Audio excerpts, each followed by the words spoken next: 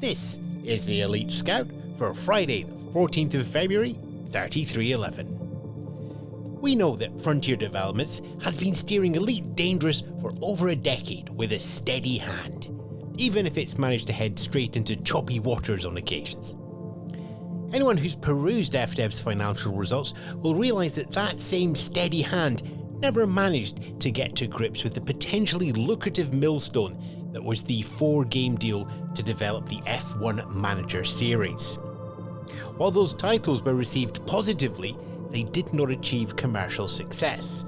The resulting poor sales saw FDev lose over 40% of its value as the share price tumbled.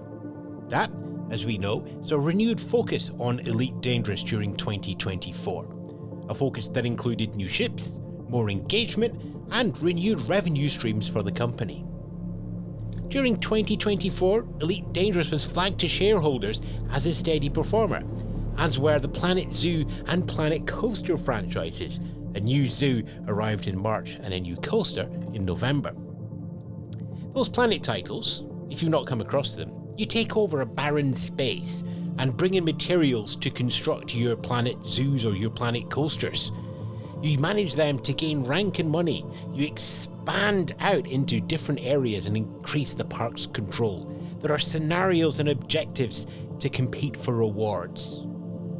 That all seems eerily familiar to those of us who are eagerly awaiting the launch of Elite Dangerous Trailblazers. The colonisation expansion arrives at the end of the month, and that should see commanders, take over a barren system, hauling cargo materials to construct stations and ground bases, to manage mining and trading to gain rank and money, to expand the bubble under minor factions' control, and complete missions and community goals for rewards. When you find something you can do well, you do it again. That's true of YouTubers, podcasters, writers, but it's also true of game developers. Dev houses find their specialities. A small company that can make a top-down cops and robbers driving game called Miami Vice for the ZX Spectrum. Well, fast forward a few decades and you find out that they're the team behind Grand Theft Auto. You see similar patterns in beat-em-ups, first-person shooters, puzzle games, be they on mobile, console, VR headsets, arcade cabinets. Frontier Developments can do expansive space games, and, when not restricted by a licensee, can do growth and business management games with longevity and financial potential.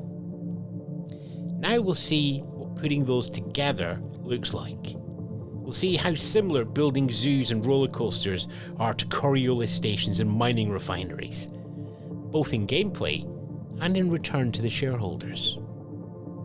I think we're going to find them very similar indeed. This is the Elite Scout, signing out. Let's all ride Nemesis out there.